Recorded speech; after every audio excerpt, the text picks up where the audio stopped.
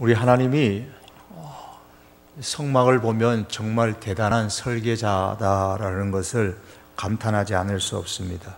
물론 이와 같은 성막을 오늘날의 설계자들이 설계하는 것은 아마 굉장히 쉬울 것입니다.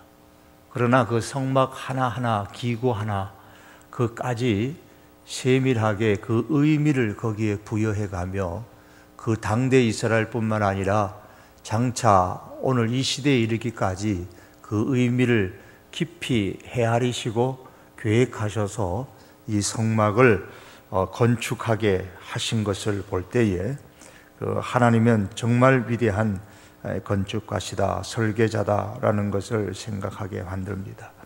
오늘 말씀은 번제단에 관한 말씀입니다. 우리 성막 강해의 6번째가 되겠습니다. 7번째인가요? 되겠습니다. 우리 먼저 1절의 말씀 보시면 너는 조각목으로 길이가 5규빗, 너비가 5규빗의 제단을 만들되, 번제단을 만들되 그 말입니다. 네모 반듯하게 하며 높이는 3규빗으로 하고, 8절에 보면 제단은 널판으로 속이 비게 만들되 산에서 내게 보인 대로 그들이 만들게 하라 그랬습니다. 자, 이렇게 만드는 번제단의 그림을, 첫 그림을 한번 보시겠습니다. 자, 이렇게 성막이 있으면 이 성막에 이제 번제단이 있습니다. 저 번제단을 좀 더 확장시켜서 보시면 다음 그림이 되겠죠. 다음에 그림 보시면 길이가 5규빗, 넓이가 5규빗이니까 정사각형입니다. 그죠? 정사각형으로 되어져 있습니다. 네모 반듯합니다. 높이는 3규빗으로 되어져 있습니다. 그리고 8절에 보면 이 번제 제단은 널판으로 속이 비게 만들되, 사실은 이 번제단의 속은 비어 있습니다. 그 다음에 그림을 보시면 이렇게 여러분 볼 때에 왼쪽에 있는 거죠? 예, 번제단이 저렇게 비어 있습니다. 자, 비어 있는데 저것이 이제 안으로는 조각목, 나무로 이렇게 만들어져 있지만 겉은 다 노스로 전혀 공기가 들어가지 못하도록, 통하지 못하도록 이렇게 붙였기 때문에 이 나무가 불에 타지 않습니다. 손상되지 않죠. 번제단에 불로 태워도 손상되지 않도록 만들었습니다. 이 번제단은 이 성막 기구 가운데서 가장 큰 기구입니다. 이 제단을 번제단이라 하는 이유는 여기 제단에 제물을 올려놓고 불살랐기 때문에 그렇습니다. 혹은 놋단이라고도 말하는데 놋으로 입혔기 때문입니다. 2절에 보면 그 네 모퉁이 위에 뿔을 만들되 그 뿔이 그것에 이어지게 하고 그 제단을 놋으로 쌌다. 놋으로 싸고 그랬습니다. 놋으로 그렇게 다 둘레를 쌌습니다. 그런데 그림에서 보는 것처럼 4절에 보면 그물이 있죠. 철조망처럼 생긴 거, 여러분 오른쪽에 보이는 거죠. 자, 4절에 보면 그게 녹그물입니다. 녹그물. 제단을 위하여 녹그물을 만들어 제단 주위 가장자리 아래에 두되 제단 절반에 오르게 하고, 저렇게 녹그물을 만듭니다. 녹그물을 만들어서 저 번제단, 속이 비어있는 저 번제단 안에 들어가게 만들죠. 어느 정도로 들어가게 만드냐 하면 가장자리 아래에 두되 제단의 절반에 오르게 하고, 그러니까 저 아래가 비어있는 이 절반, 3규빗이잖아요. 이 높이가 3규빗인데 약 1.5규빗 정도 되도록 이렇게 절반 정도 오도록 녹그릇의 크기를, 높이를 그렇게 만들어서 쏙 들어가게 만듭니다. 그렇게 딱 집어 넣으면 첫 번째 그림이 되는 겁니다. 첫 번째 그림, 요 앞에 그림을 한번 보시면은 이 그림 앞에 저렇게 집어 넣습니다. 넣으면은 아래에서부터 넣기 때문에 이 번제단의 절반 정도까지 녹그물이 오도록 저렇게 만들어집니다. 그러면 저 위에 나무도 얹고 그 위에 이제 번제 가축에 뭐 다리를 자르고 콩팥, 뭐 기름 이런 거 집어 넣어서 불로 태우게 되는 것이죠. 이 제단이다라는 말은 들려진다라는 뜻이에요. 들려진다. 번제단이 들려진다는 거예요. 번제단이 들려진다라는 말은 예수님의 십자가를 상징합니다. 예수님께서 지셨던 십자가에 대해서 이렇게 예수님 말씀합니다. 내가 땅에서 들리면, 그랬습니다. 내가 땅에서 들리면 모든 사람을 내게로 이끌겠노라. 땅에서 들린다. 이 말은 십자가를 진다라는 뜻입니다. 그래서 번제단, 제단, 제단, 들린다.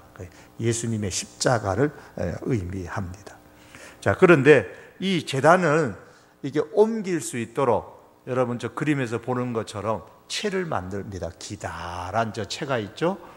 이미 고리가 있어서 양쪽에 또 고리가 있어서 채를 만들고 그걸 조각목으로 만들어 가지고 역시 또 노스로 이렇게 감쌌습니다. 도금하듯이 다 이렇게 감쌌습니다. 그래서 양쪽 고리에 채를 끼워 가지고 제단을 메고 이동할 수 있도록 그렇게 만들었습니다. 예배를 드리기 위해서 이제 성소의 동쪽에 있는 문으로 들어갑니다. 그 다음에 그림을 한번 보시겠습니다. 여러분 보시면 성막의 문은 하나밖에 없습니다. 또 동쪽에 있는 문입니다. 하얀 거 말고 색깔이 좀 있는 저 있죠? 그게 문입니다. 이 문. 여기가 문입니다. 여기가 문입니다. 자, 동쪽에 있는 문입니다. 자, 문에서 딱 들어가게 되면 첫 번째 나오는 것이 이 번제단입니다. 첫 번째 성소의 기구, 성막의 기구가 바로 이 번제단입니다. 그런 의미에서 이 번제단은 출발하는 지점입니다. 사람이 이 안에 이 제일 안쪽에 뭐가 있죠? 언약궤가 있잖아요. 지성소에 언약궤가 있는데 이 언약궤 시은좌 하나님이 앉아 계시는 시은좌까지 감에 있어서 하나님께 나아가는 데 있어서 시작하는 첫 출발점이 바로 이 번제단입니다. 번제단이 예수님의 십자가를 상징한다고 말씀을 드렸습니다. 우리는 예수님에게 십자가, 예수님의 그 십자가로 나아가는 것이죠. 여기서 우리는 예수님의 십자가 앞에 나아가기 위해서는 다음에 몇 가지 사항들을 우리가 인정을 해야 됩니다. 이것은 번제단이 의미하는 바이기도 합니다. 십자가 앞에 나가는 사람은, 번제단이 십자가를 상징한다고 했습니다. 십자가 앞에 나가는 사람은 내가 하나님 앞에서 죄인이라는 사실을 인정해야 됩니다. 다른 말로 말하면 내가 예수님을 믿습니다 라고 말할 때 그게 무슨 의미냐는 거예요. 내가 예수님을 믿습니다 라고 말할 때는 그 의미의 첫 번째가 뭐냐면 내가 하나님 앞에 죄인입니다 라는 것을 먼저 인정하는 겁니다. 모든 사람이 죄를 범하였음에 라고 성경은 말씀합니다. 모든 사람이 죄를 범했습니다. 나도 죄인입니다. 이 말에 내가 하나님 앞에 죄인입니다 라는 그 고백, 인정이 있어야 됩니다. 십자가 앞에 나가는 거죠. 예수님을 믿는다라는 의미의 첫 번째 의미입니다. 두 번째는 죄는 반드시 하나님의 심판을 받는다라는 사실을 인정해야 합니다. 내가 죄인입니다. 그런데 죄는 반드시 하나님 앞에서 심판을 받아야 됩니다. 다시 말하면 나는 하나님 앞에 심판을 받아야 되는 존재입니다. 무엇 때문에? 죄 때문에. 그래서 번제단에서 죽은 동물의 피를, 가축의 피를 제단의 바닥에다가 뿌리고 그 가축의 몸은 잘라서 제단 위에 올려놓고 불로 태웠습니다. 그래서 이 번제단은 바로 죽음의 장소죠. 십자가가 바로 죽음의 장소 아닙니까? 죄에 대한 심판의 장소입니다. 십자가가 죄에 대한 심판의 장소고 이 번제단이 바로 죄에 대한 심판의 장소 자리입니다. 히브리서 9장 27절 말씀에 우리가 잘 아는 바대로 한 번 죽는 것은 사람에게 정하신 것이요 그 후에는 심판이 있으리니 그랬습니다. 이 심판은 죄에 대한 심판입니다. 죄의 심판은 뭡니까? 사망입니다. 그래서 나는 죄인으로서 하나님 앞에 심판받아 죽어야 마땅한 사람입니다 라는 것을 고백하는 거예요. 이게 십자가 앞에 나가는 사람의 고백이고 예수님을 믿는 사람의 고백입니다. 죄의 삭은 사망이라 그랬습니다. 죄는 반드시 하나님의 심판을 받습니다. 세 번째, 하나님께 나아가고자 하는 사람은 반드시 죄의 문제를 해결해야만 한다는 사실을 인정하는 겁니다. 죄의 문제를 해결해야만 합니다. 말씀드린 것처럼 이 번제단은 이 성막들과 이 성막의 뜰입니다. 이 성막들의 문과 그리고 성막으로 나아가는 입구 사이에 놓여 있습니다. 자, 동문으로 들어가서 이 안에 있는 성소로 가려면 이 사이에 여기에 번제단이 있습니다. 그래서 이 번제단을 통하지 아니하고는 결코 성소에 들어갈 수가 없었습니다. 이 번제단을 통과할 수 있는 사람만이 제물을 통해서 자신의 죄를 속함받을 수가 있습니다. 성소나 지성소에는 반드시 이 번제단에서 희생된 제물의 피를 가지고 들어가게 되어 있습니다. 이 방법이 아닌 다른 방법으로는 결코 저 언약궤가 있는 지성소까지 나갈 수가 없습니다. 하나님께로 나갈 수가 없습니다. 다른 방법, 다른 길은 없습니다. 그냥 다 막혀 있습니다. 그냥 다 막혀 있기 때문에 이 한 동쪽 문으로 들어가서 번제단을 거쳐서 여기서 잡은 가축의 피를 가지고만이 들어갈 수가 있습니다. 하나님 앞에 나아갈 수가 있습니다. 따라서 이 번제단은 말씀드린 것처럼 예수 그리스도의 십자가를 상징하는 겁니다. 십자가로 통하지 않고 예수님의 십자가를 통하지 않고는 하나님 앞에 나아가는 방법이 없습니다.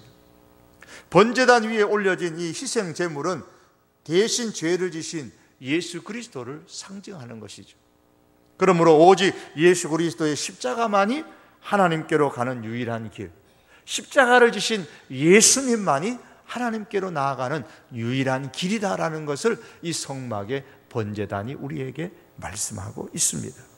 예수님의 십자가, 예수님의 대속의 죽으심과 그 사실을 믿는 믿음이 없이는 하나님 앞에 나아가는 길이 없습니다. 번제단을 피하고서는 성소에 들어갈 수 없듯이 예수 그리스도의 십자가를 피하고서는 거룩하시고 살아계신 하나님께로 나아가는 것은 절대로 불가능한 겁니다. 우리가 오늘 예수님을 믿는 이유가 여기 있습니다. 지난 100년 전을 일컬어 우리는 모더니즘이라 그렇게 말합니다. 현대주의라고 말합니다. 교회는 지난 100년 동안의 이 모더니즘에 의해서 포위되어 있었습니다. 모더니즘의 가장 중심은 과학만이 실체를 설명할 수 있다는 개념의 바탕을 둔 그런 세계관입니다. 모더니즘에서는 초자연적인 것은 실제하지 않는다 이렇게 가정해 놓고 시작을 합니다. 이러한 모더니즘은 기독교와 대립할 수밖에 없었죠. 초자연적인 것을 인정하지 않는 이 모더니즘에서는 성경의 많은 부분을 진실이 아닌 것으로 생각했습니다. 이 모더니즘의 세계관의 잣대를 가지고 성경을 보려고 하니까 성경이 맞지가 않는 겁니다.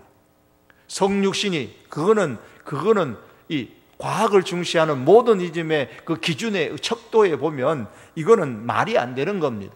그러니까 이 성육신은 신하다 그렇게 제껴 놓습니다.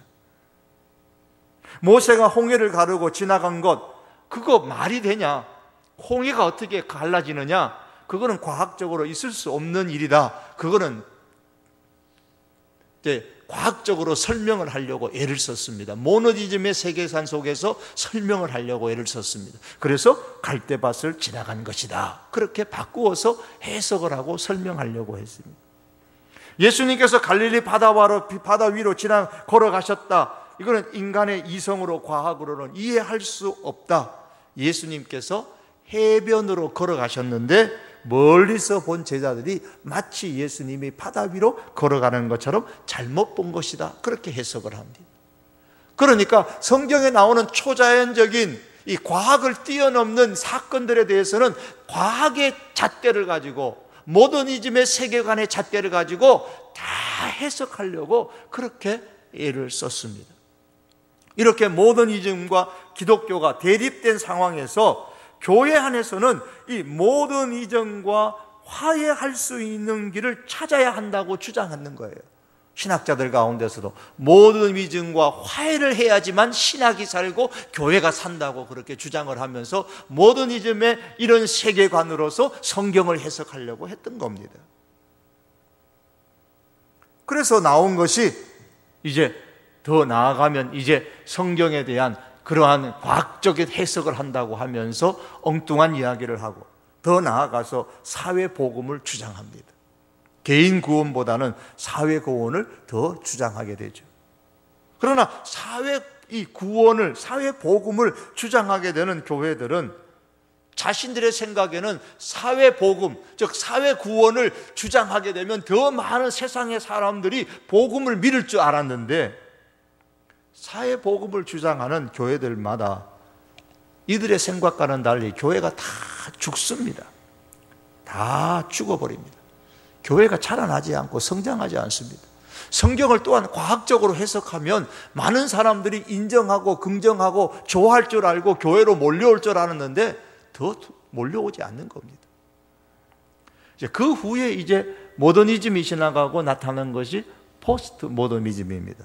후기 현대주의입니다. 포스트 모더니즘. 이 포스트 모더니즘에 이전에는 모더니즘이 확신하고 있었던 과학에 대한 절대적 확신을 완전히 이제 파괴시켜 버립니다. 따라서 포스트 모더니즘은 절대적이고 객관적인 진리는 없다라고 주장을 합니다. 거기서부터 출발을 합니다.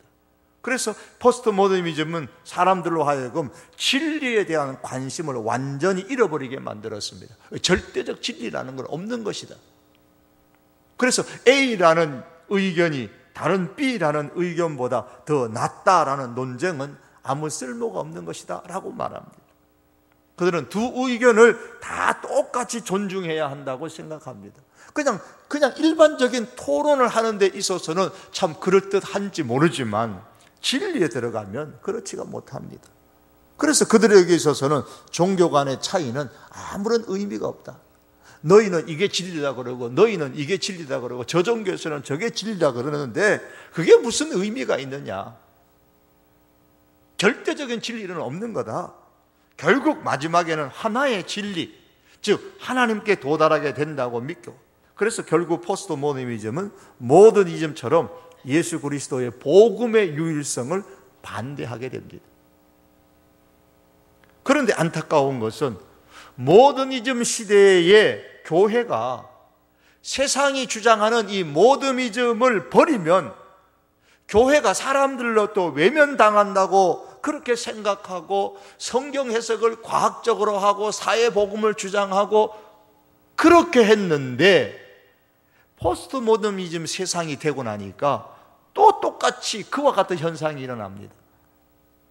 포스트 모더니즘 세상인 지금도 교회가 이 세상적 세계관, 가치관인 포스트 모더니즘을 버리면 사람들로 또 교회가 외면당하게 될 것이고 결국에 교회는 이 땅에서 더 이상 존재할 수 없을 것이라고 그렇게 주장을 합니다.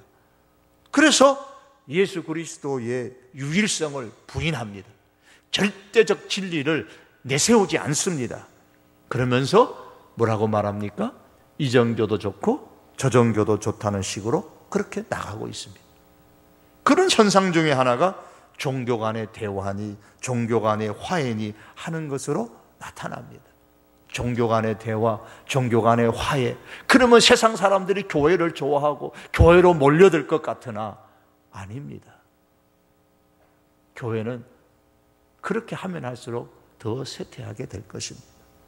성경은 분명히 말씀합니다. 예수님께서 말씀하시기를 내가 곧 길이요 진리다 그랬어요. 예수님이 진리라 그랬습니다. 예수님으로 말미암지 않고는 하나님께로 아버지께로 올 자가 없다고 예수님 말씀하셨습니다.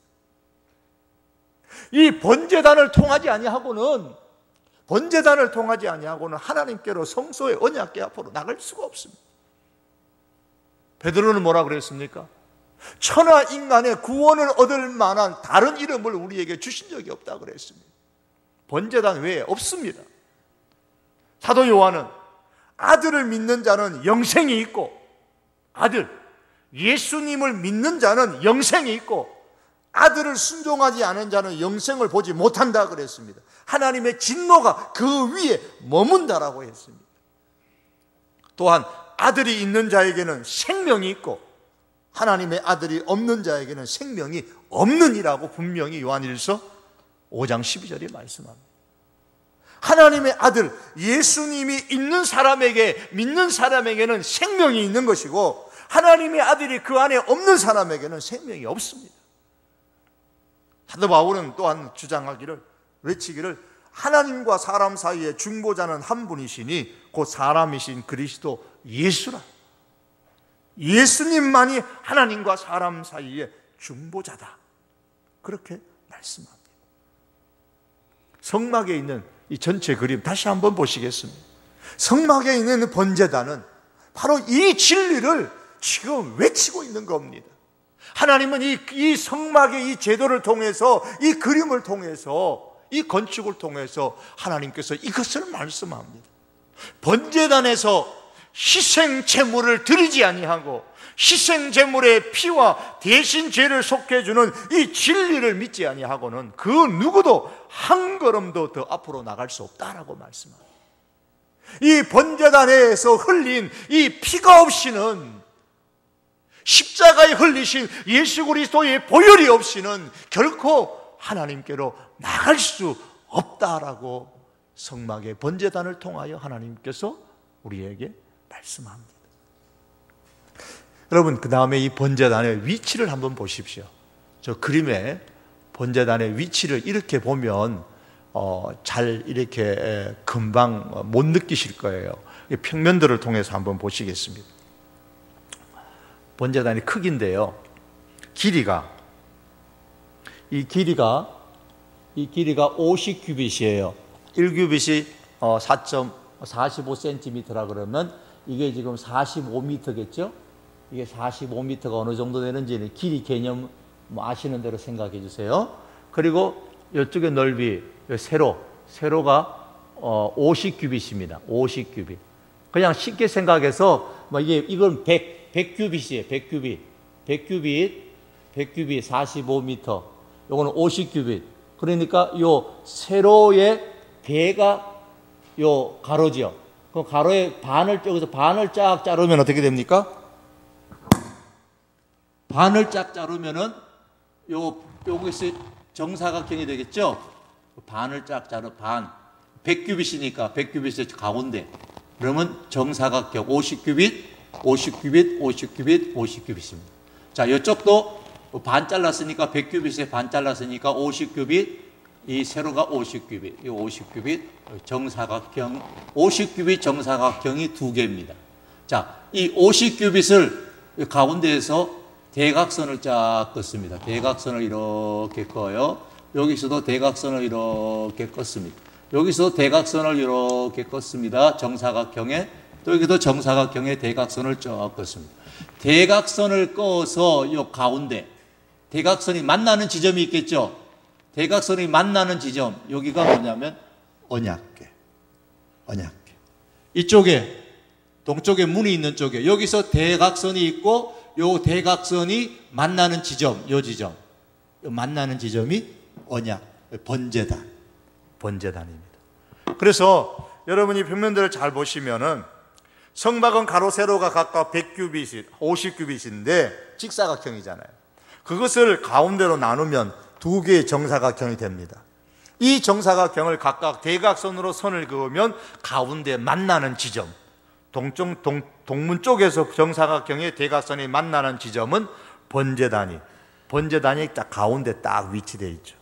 번제단이 요 가운데 딱 위치되어 있습니다. 그리고 동쪽 문 반대편에는 언약궤가 만나는 지점 중앙에 여기 딱 위치되어져 있습니다. 그래서 성막의 한쪽 중심에는 번제단이 있고 다른 한쪽 중심에는 언약궤가 있습니다. 산으로 비유한다면 성막이라는 이 산에 두 개의 봉우리가 서로 딱 마주보고 있습니다. 중앙에 하나는 하나님께서 임재하시는 시온산, 언약궤, 하나님이 임재하시는 시온산. 다른 하나는 예수님께서 십자가에 달리신 갈보리 언덕, 갈보리산, 이 두 봉우리가 서로 쫙 마주보고 있습니다. 하나님과 인간의 관계는 바로 이 두 봉우리에서 결판납니다. 번제단에 이제 이 중심에, 이 번제단과 언약궤 중심에 각각 예수 그리스도와 하나님, 예수 그리스도를 통해서만 우리는 하나님의 임재를 경험하고 하나님께로 나아갈 수가 있습니다.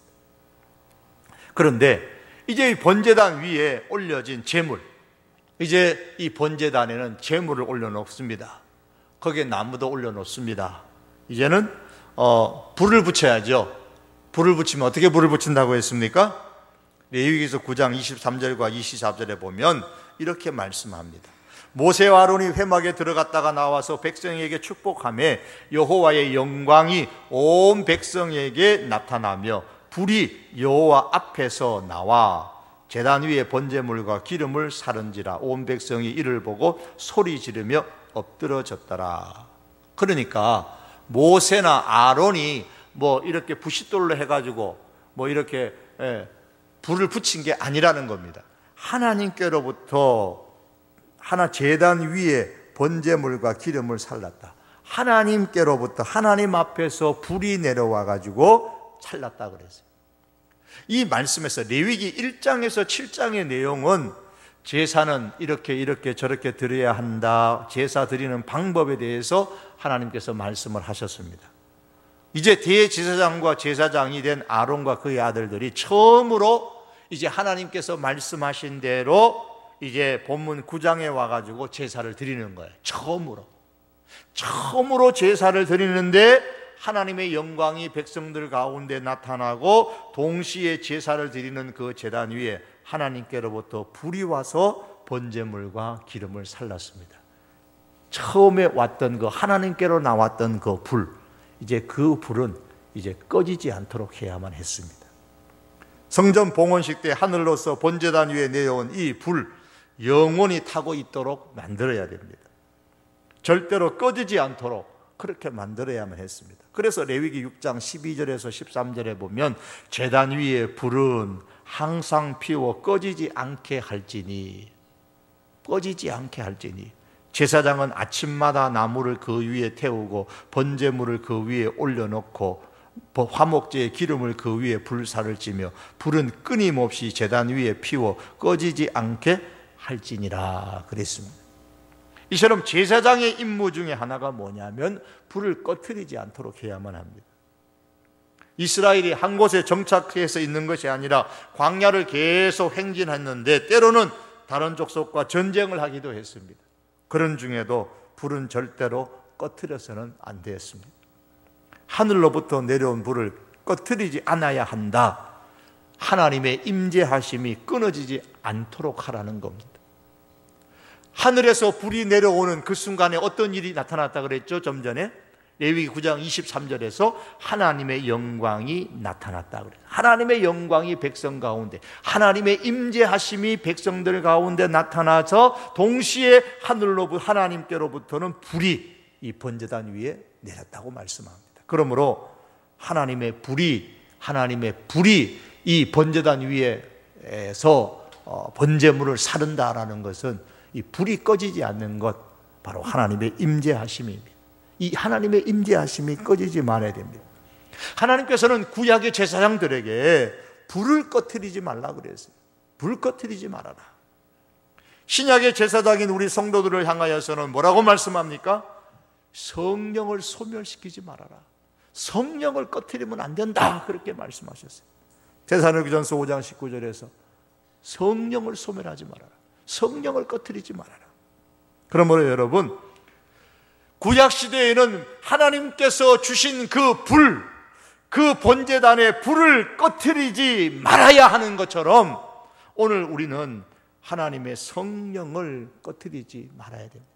성령의 불을 꺼트리지 말아야 됩니다.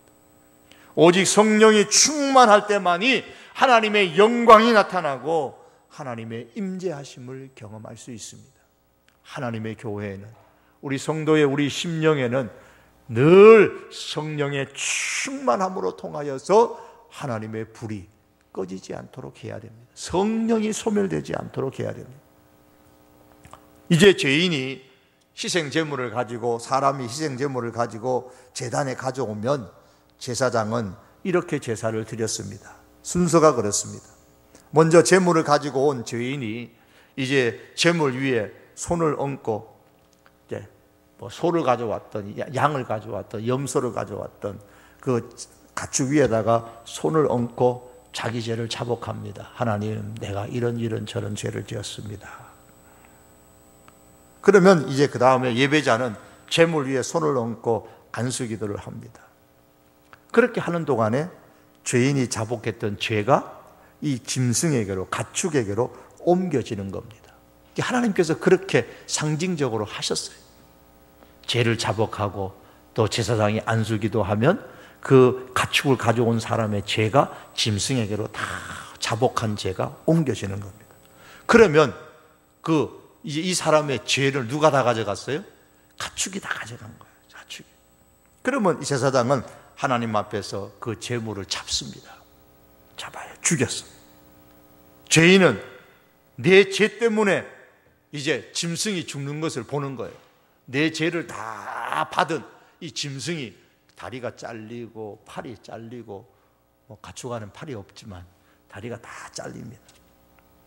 그걸 보면서 무슨 생각하겠습니까? 죄의 결과는 죽음이다. 이건 하나님의 심판이다. 이 사실을 철저하게 깨닫게 되는 겁니다.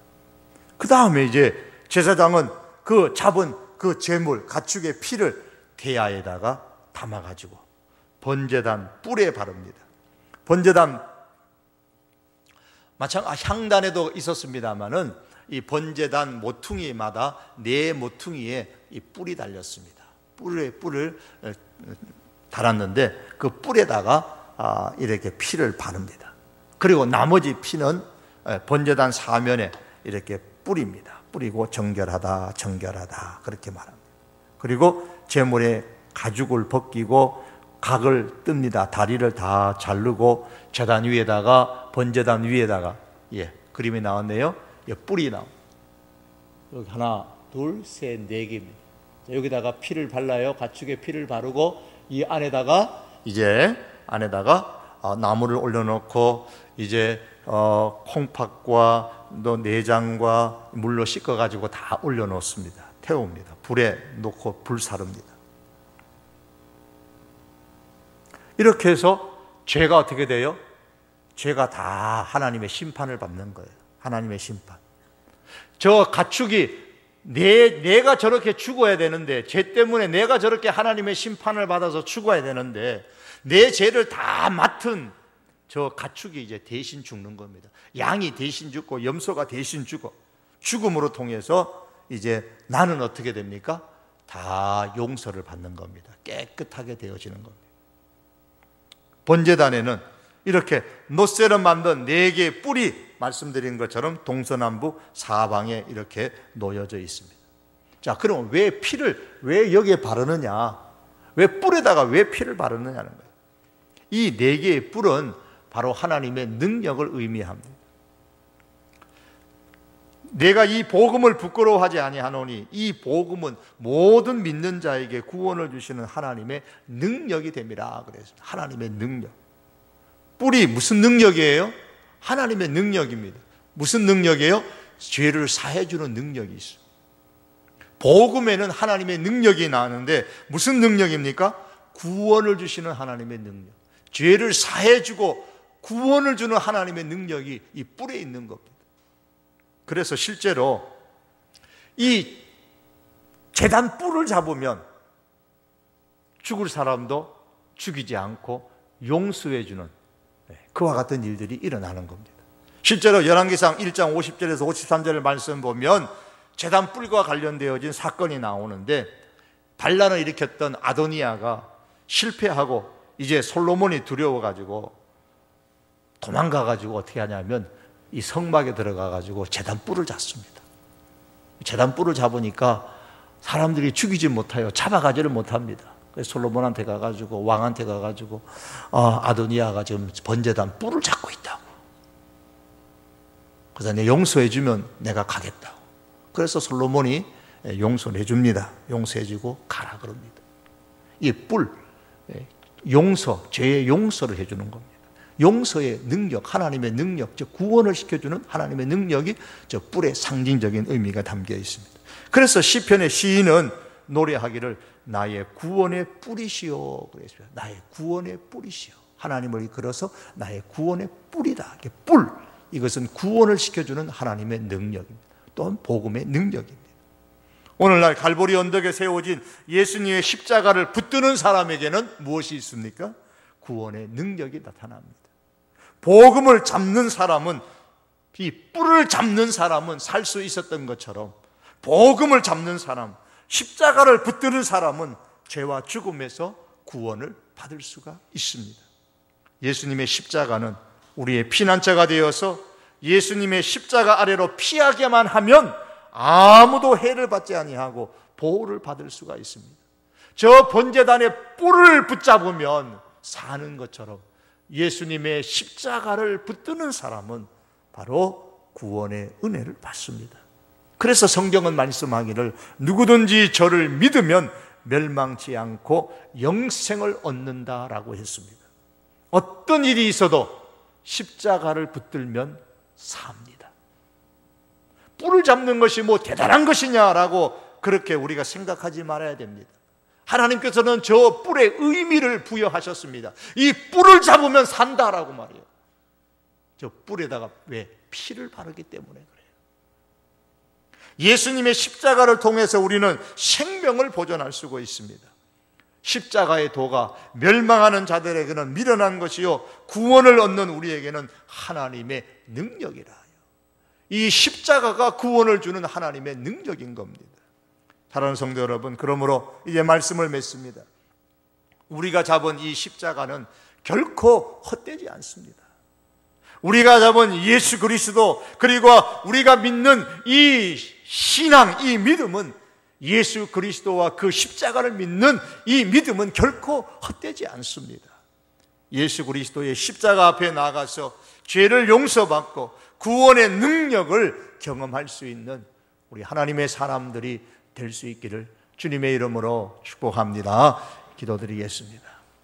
존귀하신 우리 하나님 아버지, 번제단을 통하지 아니하고는 하나님께로 나아갈 수 없고, 이 번제단을 통하지 아니하고는, 번제단의 뿔을 붙잡지 아니하고는 구원의 은혜를 받을 수가 없음을 하나님 아버지, 이 번제단의 그림을 통하여 아버지께서 우리에게 가르쳐 주셨습니다. 하나님, 예수 그리스도를 통하지 아니하고 구원 얻을 길이 없음을 우리가 확신하며, 아버지, 천하의 그 어떤 사상과 어떤 세계관과 가치관이 우리에게 접근해 온다 할지라도 오직 예수 그리스도만, 예수 그리스도를 믿는 거기에만 영생이 있음을 확신하고 예수님을 끝까지 붙들고 십자가의 주님을 붙잡고 십자가의 보혈을 의지하며 믿음에 승리하는 우리 모든 하나님의 백성들 되게 하여 주시옵소서.